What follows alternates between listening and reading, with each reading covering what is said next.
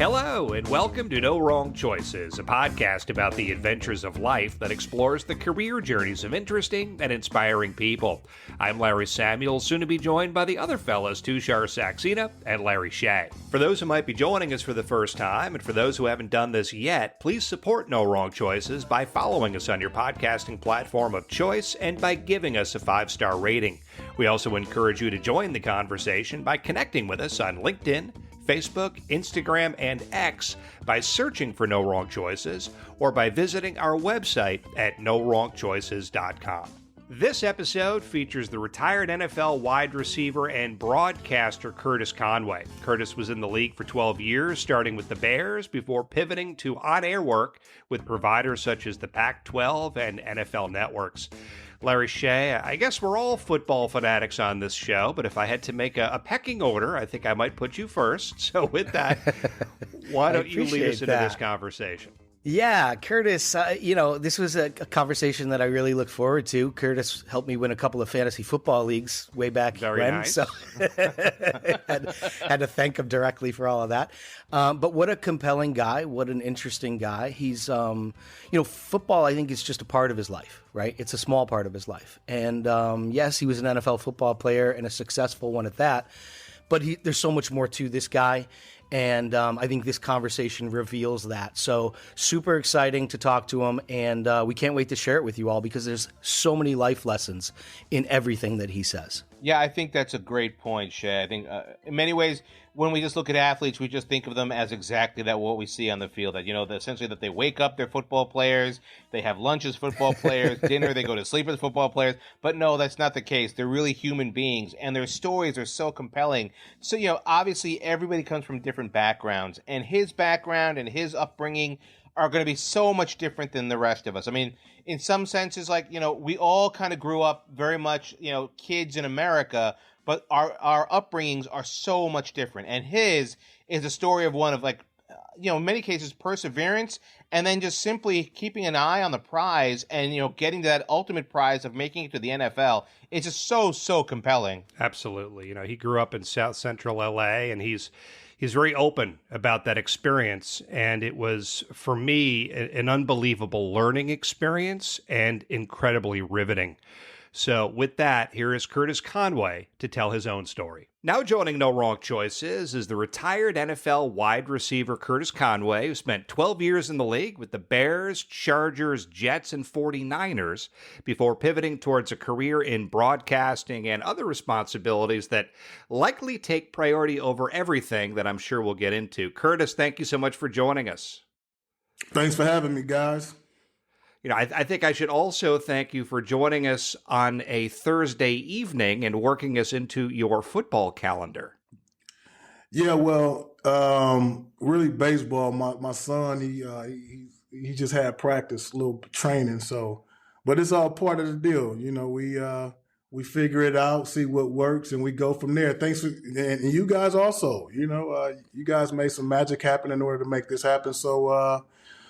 I think that goes both ways. Well, I know that before this interview started, it's lucky that you have your son / in-house IT guy able to help us out get this interview off the ground. So that's very lucky for us. So once again, hey, and look, once again, hey, thanks for taking the time for us. Hey, so Curtis, I'm going to ask, you spent so much time in the league, right? You had 3,000-yard seasons. You were considered one of the toughest guys in the league. You were, one of the better wideouts. Obviously, you were such a great player with the Chicago Bears. Obviously one of their great receivers of all time. What is Curtis Conway doing now? Man, right now, today, or just postseason after I retire? Well, I mean, we could probably go with today if you'd like, but we'll go with post-career. We'll go with post-career. Well, if somebody were to meet Curtis Conway for the first time, what would you tell them, or who would you tell them you are? I'm a little bit of everything.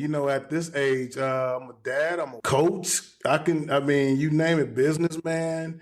So many different hats that I put on. It's just a matter of what day and time I'm in. But for the most part, I would say I've kind of dedicated myself to just being a husband and a father until until my kids are out of school. I was broadcasting and I really enjoyed that.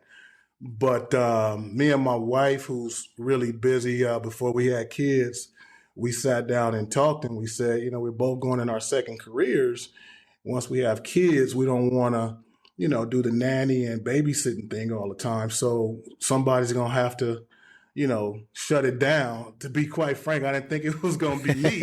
I'm like, oh, we have kids. I'm going to be right here in my broadcasting career or coaching or doing something. So the wife is going to be the one staying home, but didn't turn out that way. So, but I enjoy it. I enjoy being a father and being able to help my wife with, a lot of the things that she's doing. I feel like God blessed me with what I really wanted to do in life, and that's play football and be able to give back to my community. And I was able to do that at such a young age to where I feel like now I can enjoy the fruits of my labor. We love that answer. And by the way, his wife is a household name, Layla Ali.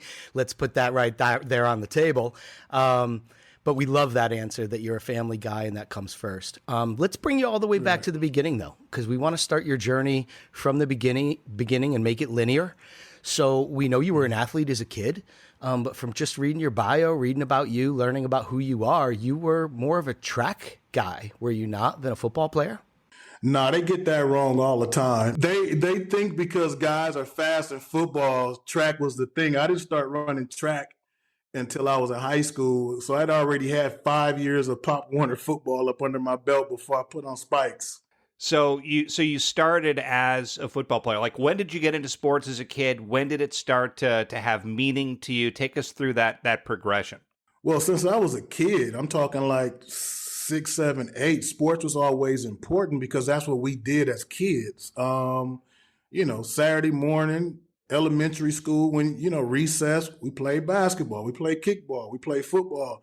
So sports was always important. We always looked forward to doing something sports oriented as kids. And of course, once you start playing organized sports as a kid, I played Pop Warner football for Inglewood, Pop Warner, starting at 9 years old. And it was so fun. My mom didn't want me to play, but I bugged her enough to where she couldn't deny me from playing. And then once I got out there and she saw what I was able to do my first year, the rest was history. And I don't think the coaches wouldn't allow me to stop playing if my mom would have tried to.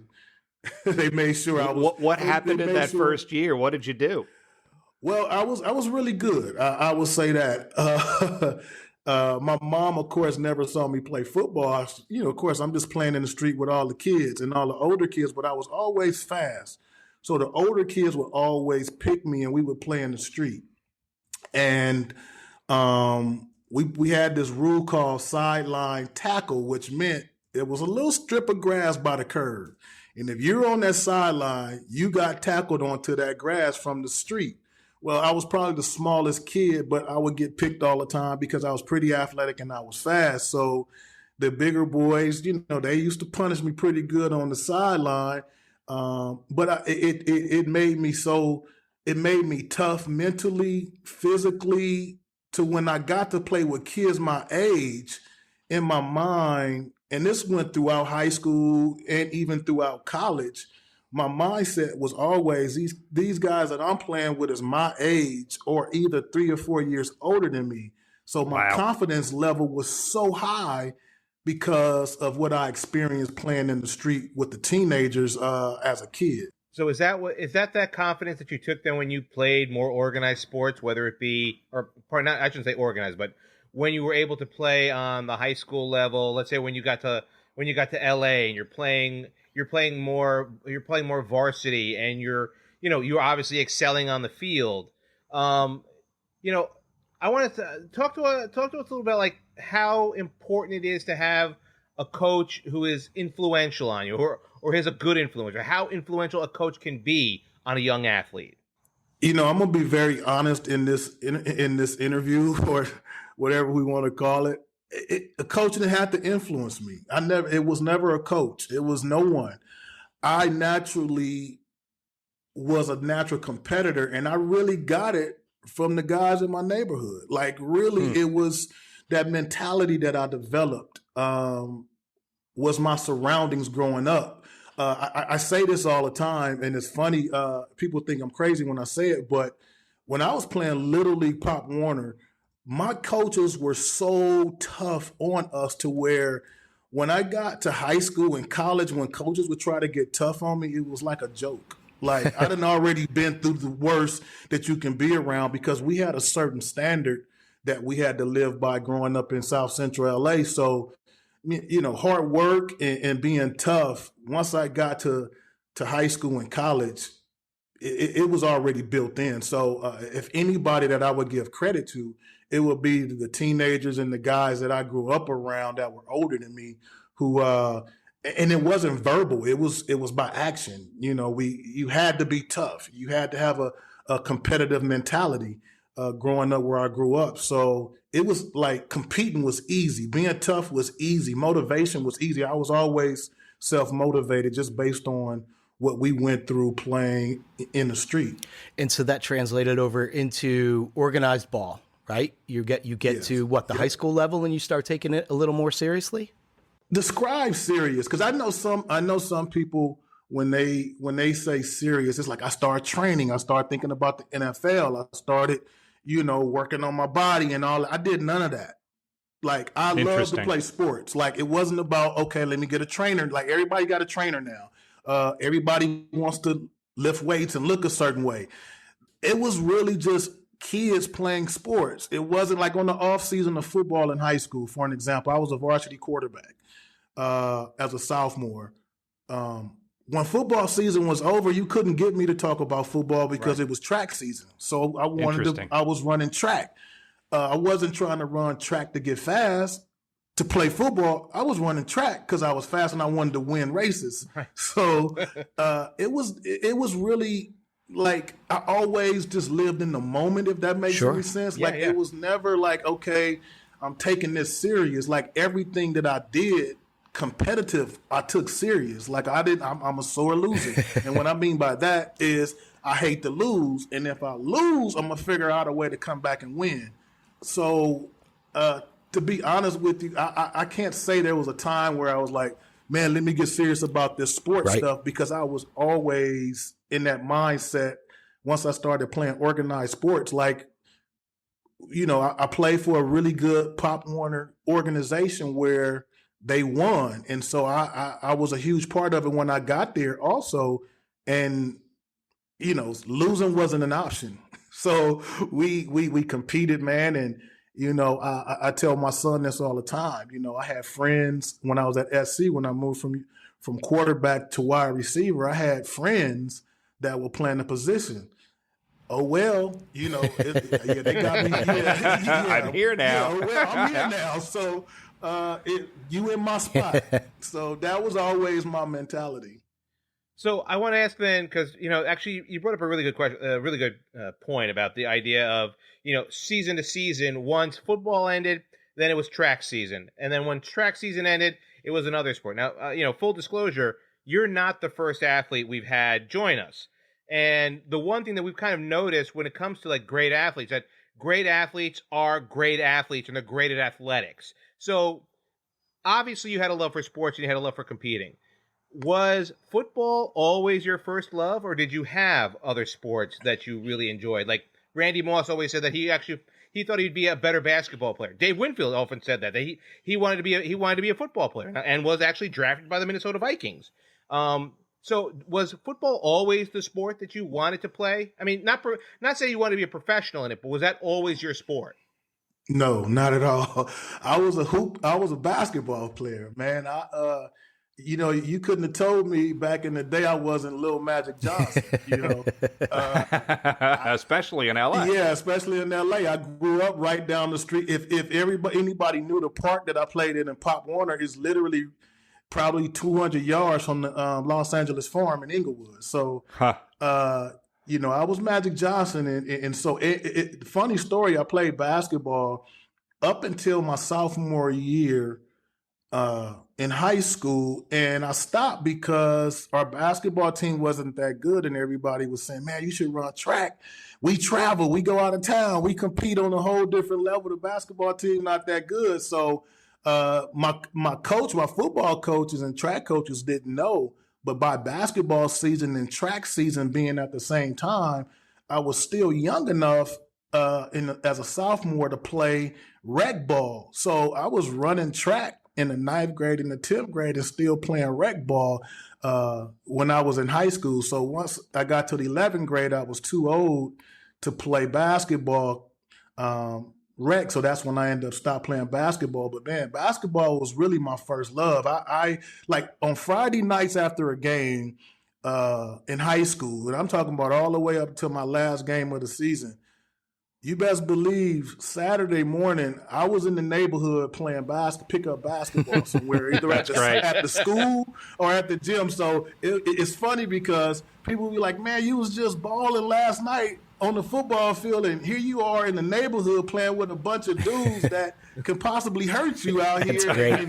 But again, it wasn't like today where I can't do this because I might get hurt. It was like, okay, we playing against this neighborhood. We playing against these guys. I got to get up to the park. It is a different world. Yeah. So rec ball was like the Y or something like that, or was it organized? Yeah, it was organized. It was park leagues. It was the park league. So I continued to play with the park league. Got it. Now, when you were playing at the playground on a Saturday and you're going down there and it's pickup basketball, in LA, in the area you're describing, like, what were those games like? How rough were those? It was real rough. It was like, again, so just it's growing up in the hood of South Central LA at a time where gang violence and drugs was at an all-time high. So this is the type of atmosphere I'm playing in, but I grew up in that, so it was normal for me. It wasn't like an outsider looking in. This was normal life. So again, you don't think twice about, oh, I'm a high school football star, I might get hurt. It's like, nah, it's game time. I'm at the park. I'm gonna dunk on you if you try to block my shot. I'm gonna still, it was that atmosphere. So when I think back on it, it's just like getting hurt and worrying about the things that could happen never crossed my mind. Like I said, I always lived in that moment. So if I'm playing basketball at the park Friday night after a game or at the school, guess what? I'm trying to stay on the court, because if you lose, well, you might get picked up if you're a good athlete, but if you lose, you're not getting on the court. So once you get your 5, it's like, we out here to win. We're not out here worrying about, oh, I'm going to stay in the corner and shoot jumpers because I don't want you to foul me and I hit the pole or I hit the concrete. Like, nah, we playing ball. That's awesome. Now, Curtis, I have to ask this question because you brought it up and sort of went down this path. Growing up in the neighborhood that you were in at that time, with the gang life that, we would see on the news and everything else. I mean, clearly that was close to you, that was around you. How did that impact you? It was a way of life. Man, I can go in so many directions with this. As crazy as this sound, I survived it so I could take a lot of the positives that most people that didn't survive would say it was a negative for them. I would say the best thing for me was I was always a leader. So it didn't matter if my friends at 8 years old playing football at 13 decide they wanted to tote guns and gangbang. I was still Curtis, and I still hung with those guys. It's just when they decided to do certain activities, I wasn't involved in it, and I never had to be involved in it because we were friends. A lot of people don't really understand that culture, especially back then. We grew up in that situation. Right. So these are the same guys that's in and out of jail that I'm talking about. We were playing football on the street. So I don't look at the drug dealers and the gangbangers the same way outsiders may do, because I really know who they are deep down inside. Certain circumstances and situations and decisions that they made based on our environment and choices that they made went that direction. So I'm not that one who who say I'm better than the guys that made it out my neighborhood. I just loved football, so there was nothing going to deter me away from the game. They didn't love football. They were talented and they could play football, basketball. They were just as athletic as I was. They just didn't love it as much as I did, to where gangs and selling drugs and doing all these things would take them away. I was okay with not having a lot of money and not having the nice clothes and not doing all those things. For some reason, I can't take credit for it. It was just who I was growing up. It's still who I am today. Yeah. So you had a purpose. I will say this: I'm not Curtis Conway, the man, as a father, as an athlete. I'm nothing without growing up on 56 in Central and South Central LA. I draw everything from those experiences. Even today, my mentor, who was he was a really good dude, but he was a drug dealer. And he sold drugs, but watching him, he was a family man. He's married, still married to the girl he was with in high school today. He just did what he had to do to make a living. But I know the man, and so he's the reason I'm the father I am and the husband I am, because I saw how he treated his wife. But on the outside looking in, you would think this criminal, this guy, but I knew who he was inside, but I knew what he had to do to provide for his family. So again, I mean, I can take a lot of the things that people see as negatives, I can take them as positive because I experienced them and I can speak on it. And so, man, I wouldn't trade anything from what I experienced growing up in South Central. Nothing. I love that you say that. It defined you. It made you who you are, and you wouldn't change a thing. That's important. I guess my question would be, it built your mental toughness. Obviously, the street ball built your physical toughness. I think toughness is probably one of your best professional qualities. But I would say, how easily could it have slipped away? I mean, you're with these people all the time, and they're friends. Like, is it possible that it could have gone in a different direction, or you were just never going to let it happen because football was too important? Yeah, I mean, because this is your everyday life. Like, it's been plenty of moments in my life where my life could have been taken. There's been plenty of times in my life where I could have been set up by the police because I'm around the wrong crowd and they just want to plant drugs on you to get you to talk about who's the big drug dealer in the neighborhood. Like, it was, we call it a concrete jungle. You had to experience like every day. This was, if you go back and you look up the 80s and the 90s in South Central LA, just wearing a red shirt or a blue shirt in the wrong neighborhood can get you killed, not beat up, not shot, but killed. So my high school was red. So if I'm wearing my red sweatpants on the bus going to school, and the bus is going through a rival neighborhood, a kid gets on the bus, or a teenager or a young adult get on the bus with a gun, he had no problem with shooting. Like, shooting was fundamental back then. So it wasn't, but to us, it was, we understood how to, for lack of better terms, we understood how to move and what to do in situations. We knew all this because I'm a product of that.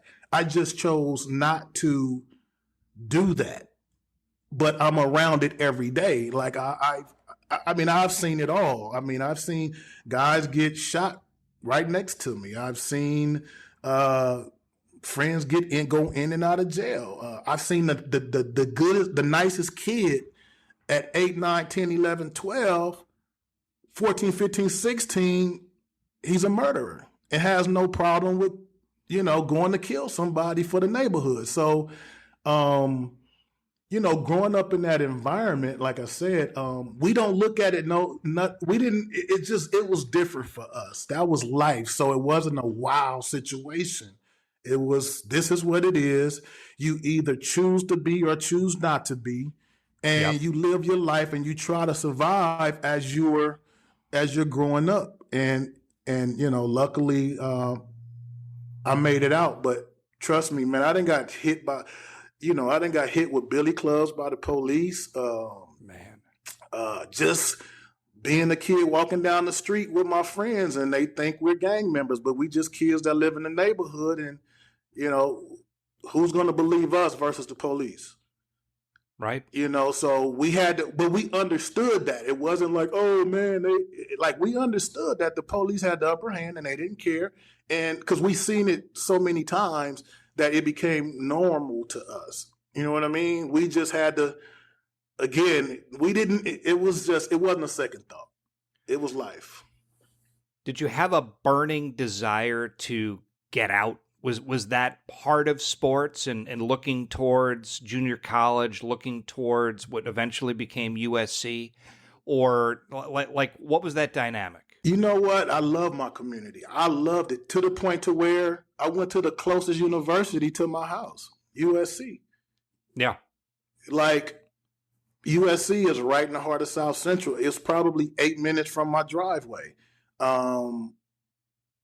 There was nothing about my community, and it was bad, but that was my community. It was home. It was home. My friends was there. My family was there. I never, my story is not the typical, man, I got to make it out to buy my mother a house and all that. It happened organically because I love to play football, and I did whatever it took to play football and get better. So, okay, I'm a senior. I gotta do all these things to get to college. So if this is going to prevent me from playing football, then I'm going to do it. Whether it's get good grades, pass the SAT, which was a huge pivotal point in my life. My senior year, not passing the SAT, but I did whatever I had to do to play the game, and it just kept going from one year to the next to being the best on this, being the best at this position, now getting drafted to the Chicago Bears. At that point, the love for football was my driving point of everything I did. All right, so I was going to ask you a bit about the notion of, and I understand that USC is in Compton, and it's very close, obviously, to where you grew up. So, but I was still going to ask the question of, was USC something of an oasis? From your neighborhood that you grew up, but maybe that's the wrong question to ask, because in many senses it didn't really matter. Let me ask you this: your 2 years at your JUCO, was that more important to you than your 2 years at USC? Let me explain that situation, just so a lot of people don't know that story. I didn't spend 2 years at a JUCO. I didn't even spend a year at a JUCO. Okay. How much time you got? Go. Because as much as you're willing to give us. Nobody knows the truth. People that know, but the media, they mess the story up all the time because they don't really know. They just take bits and pieces, and I never really talked about it publicly. So you guys are basically getting this firsthand. Okay. Out of high school, my senior year in high school, I took the SAT. I didn't take the SAT until the second semester of my senior year. Now, mind you, I'm an All-American as a track guy as a 9th grader. I'm a starting quarterback as a 10th grader. I'm getting letters all over the country since my 10th grade year. And the SAT wasn't presented to me in a serious manner until the second semester of my senior year. With that being said, I'm running track. Every Saturday, we got a big track meet. Every Saturday is the SAT. I failed the SAT 3-4 times. Wow. And didn't go to USC. I signed a letter of intent in January for USC and didn't pass the SAT. So my first year out of high school, I was back in the neighborhood. I didn't go to JUCO that September. I didn't go to junior college that September after I graduated. I was working construction. That first semester while studying for the SAT. I passed the SAT the first time I took it because I finally got an opportunity to study for. You got to remember back then, you had to pay to go to a SAT course. Yeah, prep and I course, went to Princeton. Prep course. They didn't have it at the high schools, so it wasn't available. The preparation wasn't available to me. And once I got out of high school, I got a job and I was able to afford Princeton Review, which was like what an incredible story. Yeah, it was like an 8-week course. And after 8 weeks, that Saturday after the 8 weeks, you go and take the test. So I did that and I passed the test. A lot of people don't realize I went to Nebraska that summer. When Nebraska was actually better than USC, they wanted to Prop 48 me. So out of high school, I couldn't go to SC because I didn't pass the test. I went to Nebraska because they was willing to bring me in on the Prop 48, which meant that I couldn't play football, I couldn't be around the team, but I can go to school and I lose my redshirt year and my medical year, but I still have 3 years to play. So because of my ego, I went, but being a Trojan was always in my heart. And so the day so I'm in Nebraska, Lincoln, Nebraska, and I don't know if you guys remember a running back by the name of Derrick Brown. No, I don't. I don't.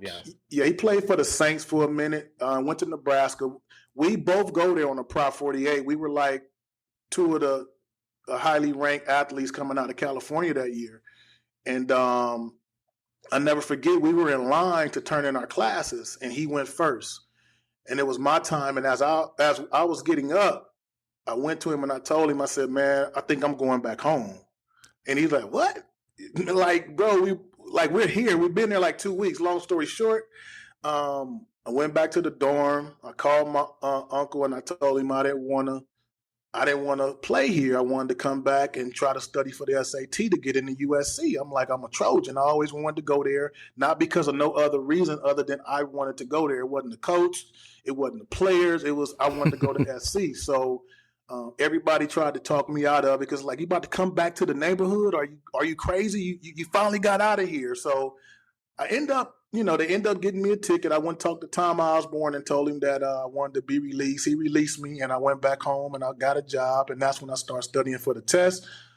I passed it on the first one in September. Now I'm thinking because I was a dual sport guy and I was going to do both of them at USC, that they would at least bring me in the spring for track.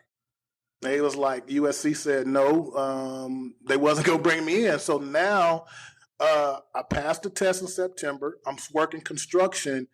And so what happened was the second semester, I started taking courses that would transfer into USC at El Camino College. Okay. So that was my little stint into junior college. I didn't play ball. I wasn't training. I wasn't running track. I wasn't doing nothing. You were just trying to get working, credits. Just getting credits. Gotcha. All right. So how important to you was the USC experience? Forget the football part of it. How important was it being at USC? It wasn't what I thought it was going to be, to be quite frank. You had to grow up a lot. I learned a lot in terms of like just time management alone. Yeah, that's college. Trying to shuffle football around classes. We had to schedule our classes around football practice. It wasn't the other way around. So, you might be from 8 o'clock to 10 o'clock, you might be at the school, going to class, practice, weightlifting, watching tape. That was a crazy experience because, in high school, you go to school, you practice, you go home. You had to grow up a lot. You have nobody telling you, you had to get up and go to school. If you didn't want to go to class, you didn't have to go to class. You had to go to class, but you didn't have to go to class, if that makes any sense. No, that makes perfect sense. I was in college once too. So, yeah, right. You guys know what I mean. How many hours a week did you have to put into football? Like what was that commitment? I don't think it was a normal practice. You go to practice. I think practice was like an hour, 40 minutes. Film was probably 30 minutes before practice, and you probably had to lift at some point during the day. You had to find time between classes to go lift, and that was probably 30 minutes of lifting.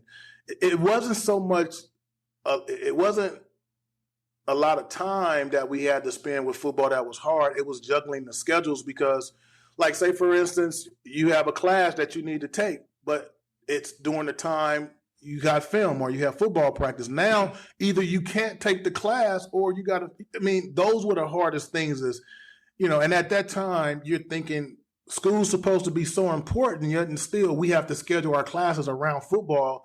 And I mean, being honest, the coach don't want to hear that. He's trying to win football games. So, the notion to think that a coach really cares about school, trust me, let one of the star players say, well, my class is doing practice. Well, you better figure it out. You won't be missing practice, that's for sure. So I think that was the hardest part is having to go from class to practice to film and just do all these different pockets. Whereas in high school, you went to school was out the way. You go to practice, you practice, and then you go home and you do homework.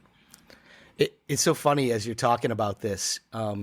It sounds like playing football was actually the easiest part of this time of your life. The other stuff was hard, the organization, the independence, the becoming a man. But you're obviously plying your trade. You're getting better every day. At what point do you say to yourself, I think I could play on the next level? Never. Never. And it sounds crazy, man. Anybody that knows me know I never talked about the NFL. I never talked about I'm gonna do this, I'm gonna do that. I always lived in the moment. I went to USC as a quarterback. I went to USC, so my first year I was in the quarterback room and I was returning kicks.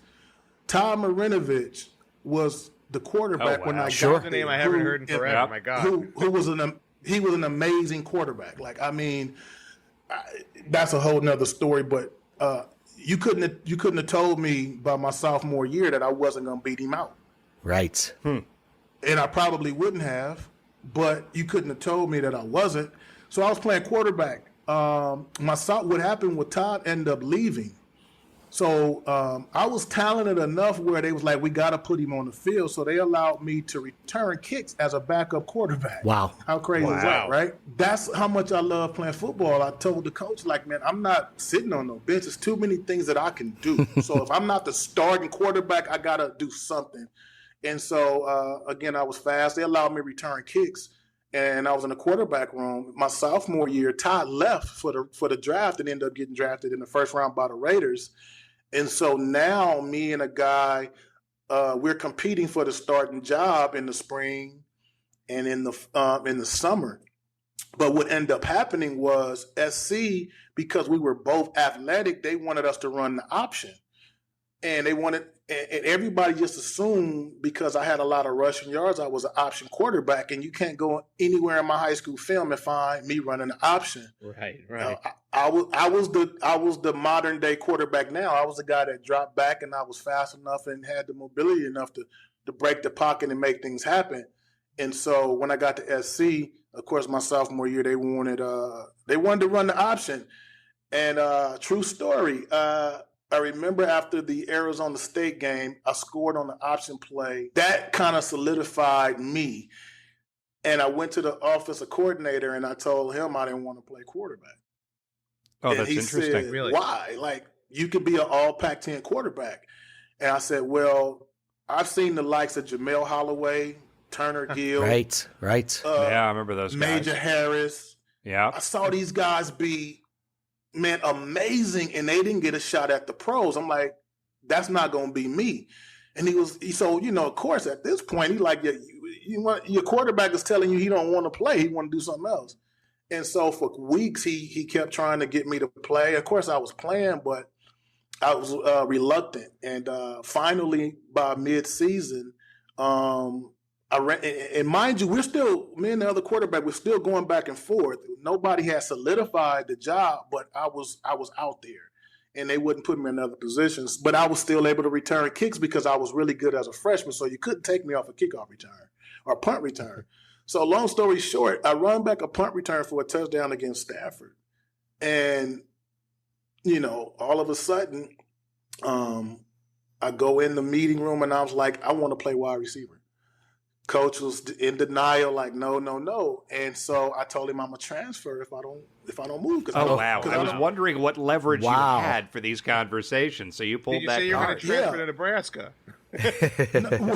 Well, I told him I was going to transfer, and he thought I was playing. So he ended up calling my grandmother, and my grandmother said, man, Curtis has been making his own decisions since he was 14. You talking to the wrong person. Like, if he decides he's going to leave, trust me, he's going to leave. Oh, and wow. what ended up happening was 2 weeks later, they moved me to wide receiver, and I was probably like the fourth or fifth wide receiver, and you can tell that they were trying to make it tough on me.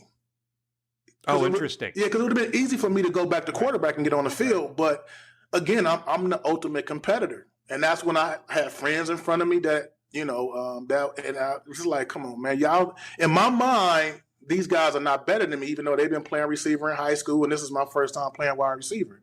And, a couple weeks, I was the starter.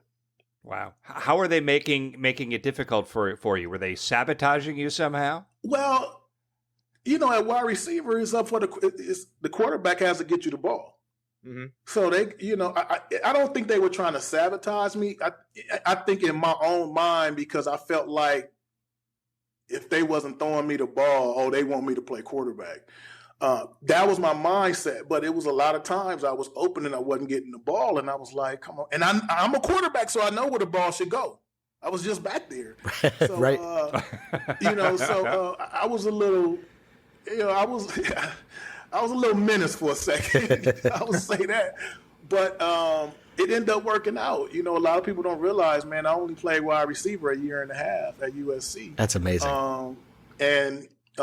I was just showing my son the other day that somebody sent me something where they were talking about me. If I would have stayed in school, I definitely would have been up for the Heisman going into my senior year. So, I played a year and a half. I ain't going to say a whole year and a half. I'll say a year and a couple games at wide receiver, and left school as a true junior and, was a top 10 pick, number one wide receiver taken. So, again, it was just football. It had nothing to do with the NFL. It's like, okay, you think this guy's better than me?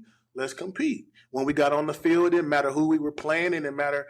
I didn't even take a lot of stock in, this guy's an All-American cornerback. We're playing against this defense. None of that ever mattered to me. You got to remember, my mindset was these guys are my age or maybe 3 or 4 years older. They didn't. My mind was my conditions as a kid was way worse than any organized football game could ever be. So I was never afraid of anything. And I've always, in my mind, felt like I was going to succeed because I had that competitive drive. And I felt like I've already been in the worst conditions that I can be in. Like I said, there's no cement there. I got a uniform on. Right. This guy is my size, and I'm 19, he's 20. Yep. That's how I approach things. So it didn't really matter if you were All-American at my age. You my age, and I'm an All-American, so good luck for you. You're built for this. Somebody better pray for you. Yeah, somebody better pray for you. That's right. All right. So, obviously, this podcast is about, trying to give advice to others. And all we've done thus far is talk about your life, which is just unbelievably fascinating, beyond belief. So the one thing that I think we can all kind of take away from this is just your pure determination, like your inner drive and your pure determination. So I guess as we before we kind of get back into your story a little bit, is that like the main, let's say the main piece of advice you would give for, and I wouldn't say just for any young and up and coming athlete, but for any young and up and coming student or person, is that, look, part of success has to be the inner drive. There's nothing other than that. What does Kobe always talk about? The Mamba mentality. It had nothing to do with his talent. Remember, Kobe said, I remember something where I saw Kobe said that in high school they had him ranked 50-something. So in his mind, he was like, who are these guys in front of me? Right. And every time he played against them, he went at them. Think about the mentality that Kobe had.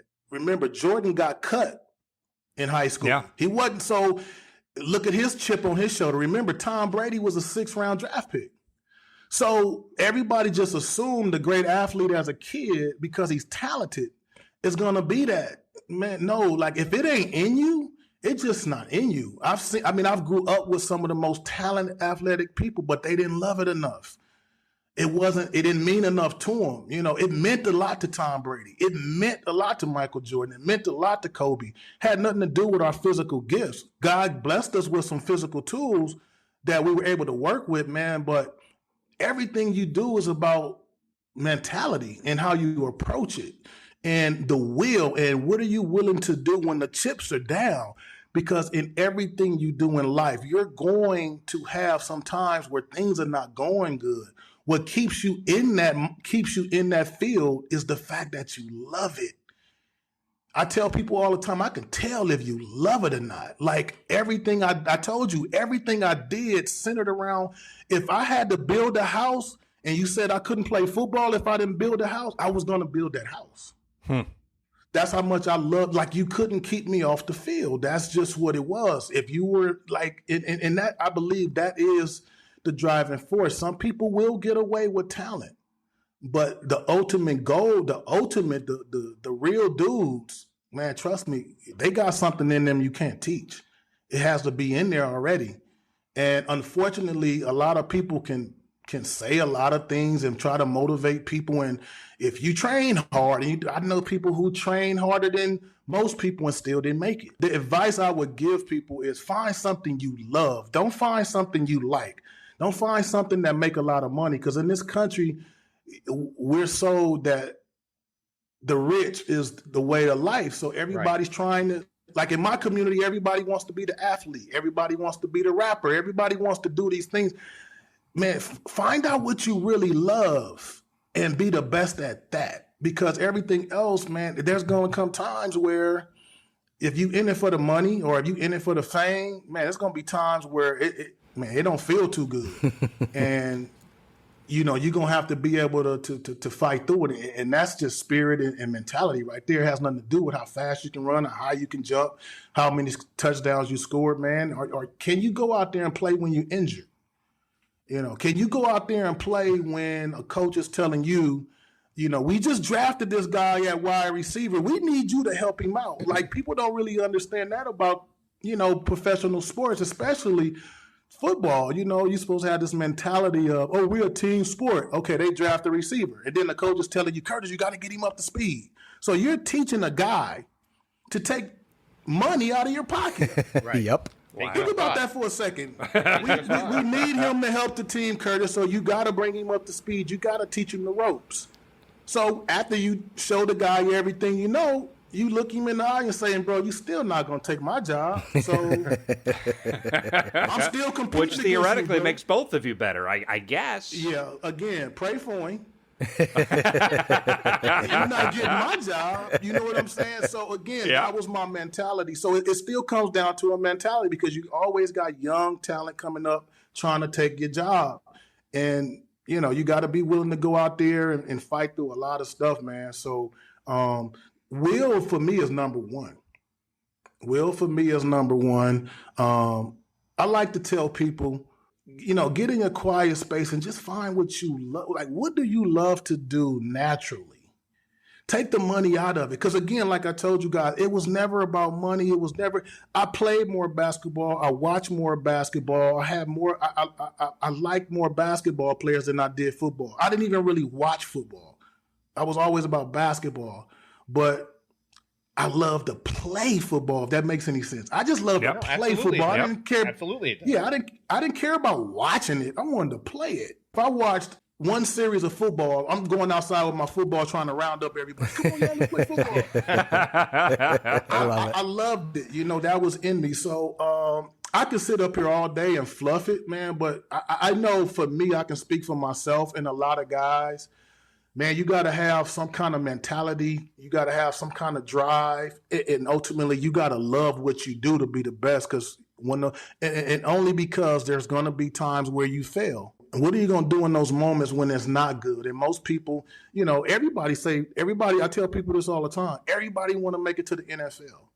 ESPN, they show highlights. They don't show the guys training on the offseason, throwing up on the sideline while they training. Nobody gets to see none of the hard work. Thank God for the cameras now so you can see these guys, the work that they put in on the off season.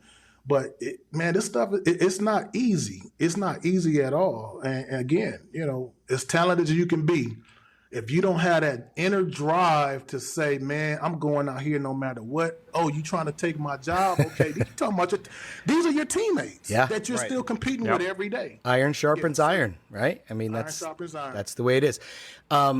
This seems like a great time to talk about losing, like not succeeding. I mean, you're talking to three hosts right here who just had our our fandom football team's asses kicked this past weekend. So we're all licking our wounds a little bit. And it's hard, like, as a fan to, like, lose and watch your team lose. How is that as a player? Do you get over it? How long does it take? What do you do? I mean, this is your livelihood. Or is it, hey, this is a job. I got to turn the page, get better, and move on and try it a different way or work a little harder? Like, what is the mentality there? I can only speak for myself without putting any names out there. I've played with players that really didn't care. Man, they getting a paycheck. Yeah. You know, a lot of people drive is the money, like I said, and they're talented enough to make it. Like I said before, I'm a competitor and I'm a sore loser, so I always wore it on my shoulders. If we lost to a team, you best believe I was trying to get them back. I would even develop some kind of hatred in my own mind because I know it's just a game and we shaking hands afterwards. And, you know, but for me, you know, I had to develop some kind of negative something to you because you beat me. Yeah. You know? That was the Jordan thing, right? He used to get mad at someone on the other team and make a story up, whatever it was, didn't have to be true. Yeah, exactly. I didn't know that, but man, that's what it is. It's like, wait a minute, they beat us. They got the upper hand. Like and I had some pretty bad seasons in Chicago. But man, you start to hate the other team. No matter who's on the team, right. you hate them. You know, It's not until the off season where you can kind of digress a little bit and get over it. But especially when you're playing teams in your division, if you lose to them the first time and you got another opportunity to play them, man, it's like the Super Bowl. Of course. It's like, wait, y'all beat us the last. Oh, man, y'all not doing it. I don't care if I got to play against everybody. You know, it's that mentality. So I would say, man, losing, it's tough, man. And I've been on teams where our leaders, some guys would be on the back of the plane laughing and talking like we didn't lose. And, you know, you got some players that go back in the back and have a word or two and maybe a hand or two. Like, how are y'all back here acting like we didn't just lose? Right. And, you know, so you talking 53 different personalities, you know, on a plane ride after a loss. Everybody is different. So like I said, for me, man, it you know, don't call me, don't talk to me, you know, and don't let me have a bad game. Yep, and that's why you became a great player. Well, I don't really know where to go coming out of that conversation, which was one of the most insightful and eye-opening discussions, if not the most eye-opening discussion we've had on this program. I mean, we just came out of a long discussion about Curtis not liking to lose, but everything he dug into, from where he grew up to how he established himself, was just eye-opening to me. Tushar, what are your thoughts? It was shockingly honest as well. Also, you know, how he grew up in Gangland, LA, Gangland, South Central Los Angeles. As he said, you know, grew up in Watts and Compton, right around USC, where he wanted to go to school. It's so inspiring, you know, to come out of that environment and say to yourself, okay, I'm going to, you know, make it. I'm going to be one of those who come out of this situation and survive, knowing that where he was, you know, you hate to say that it's kind of cliche to say there was death all around him, but yes, there was he lived the gang life, right? Not that he lived the gang life, but he lived in that environment. And it was dangerous, right? He would talk about, hey, look, you know, I would go play football, and then the next day I would go play basketball on the rec courts, and there were gang members there, and there would be tough battles in those games. And as he said, you know, that really tempered him to when he would go on and play college ball or when he would go on to play professional ball. His story is so inspiring. I cannot get over, and this is just part one. I mean, this is just the first part. That's what's so surprising. The second part is just as good, and it's so refreshingly honest to hear an athlete talk about his playing days and his upbringing in such an open forum like this, and so relaxed as well. I'm so glad you opened with that, T, with this closing here, because honesty is key to this interview. It was compelling honesty. I think what I appreciated most about Curtis is he never answered a question how I anticipated him to answer the question. Yeah, great. Oh my God, great way right? to say like that. Everything I asked him, I'm like, you know, I know what he's going to say, and he didn't. do that. It was not predictable. He really gives compelling and honest answers to these very serious life questions. Like, yes, football was there, but when you think about all he had to deal with growing up, from the neighborhood, and that these were his friends, these were people that he cared about and loved, and how it could have gone differently. But then when you think about it and you hear his answers, it couldn't have gone differently, because Curtis Conway's heart wasn't going to let it go differently, right? It was going to compel him to the finish line no matter what. I can't wait to dig into that in part 2, but just appreciating the honesty and the forthright nature of his answers was really interesting to me, and I really appreciate it. Absolutely. One of I actually relayed this story to somebody the other day before airing this episode. One of the moments that really caught me, I asked a question about, did the neighborhood you grew up in drive you to get out and to move on and to create a different set of circumstances? And the answer was no. This is home. This is my family. These are my friends. I am who I am because of my community and where I grew up. And I just thought that was such an eye-opening and incredible statement that I learned from. So, that was one of the things that really struck me. And beyond that, the decisions that he's made with his family, and to pivot away from everything that he had been doing to focus on who's number one, which is his family and his children, is really just a remarkable testament to who Curtis is. So with that, episode 2 is just as good as episode 1, or just as interesting, I should say. So make sure you tune in for that next week. Curtis, thank you so much for joining us.